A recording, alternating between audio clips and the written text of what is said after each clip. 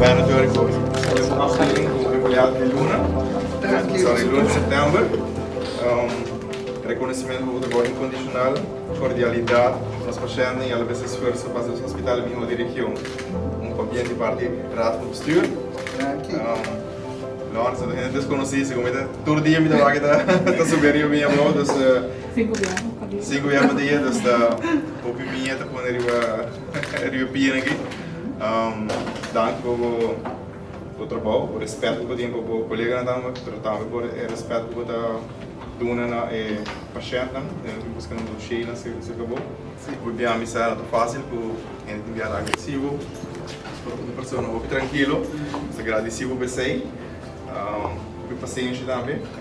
Quando via lá onde se via arriba e minha colega não tem, então eu estou guarda e tal com a sput, então guarda não chega back up sair para reunião com a firma, é papel na palavra, então hope danke e espero que você dá esforço período no hospital vai adiante.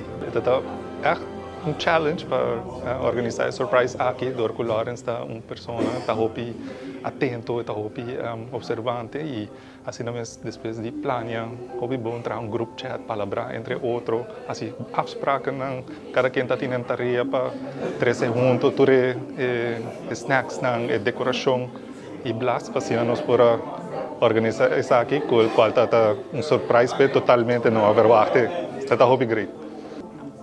Oh, well, nós queda mais contentes, nós não esperamos que o Lawrence seja empleado de Luna. Então, agora Maricela a chama, bisa para não bisele, nós tudo quer quieto. Nós se sente muito contente mesmo, que você tudo a ser pele. E ela queda contente também.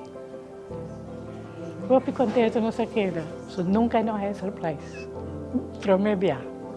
Lawrence é um colega muito amável, muito servicial, sempre pendiente de seu colega, não somente no departamento, sino na inteira organização do hospital.